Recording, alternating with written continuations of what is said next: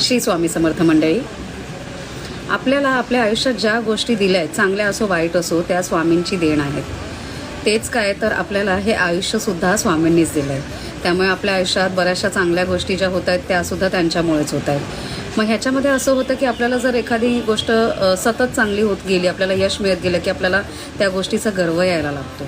किंवा जर आपल्या मनासारखं काही नाही झालं किंवा कोणी आपला अपमान केला तर आपल्याला त्याचा राग येतो. आणि ह्या सगळ्याच्या आहारात आपण बरेचसे कठोर शब्द लोकांना बोलून जातो. या बाबतीत स्वामी असं म्हणतात की ज्याला यश मिळूनसुद्धा तो गर्व करत नाही, ज्याला अपमान होऊनसुद्धा ज्याला क्रोध येत नाही आणि क्रोध कितीही आला तरी जो लोकांना कठोर शब्द उच्चारत नाही, तोच माझा सर्वश्रेष्ठ भक्त आहे. आणि ही गोष्ट खरंच आहे. आपण असं म्हणतो की दगडात देव शोधण्यापेक्षा माणसात देव शोधा.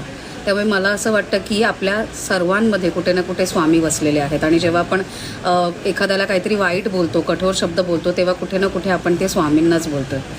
बरोबर ना? श्री स्वामी समर्थ.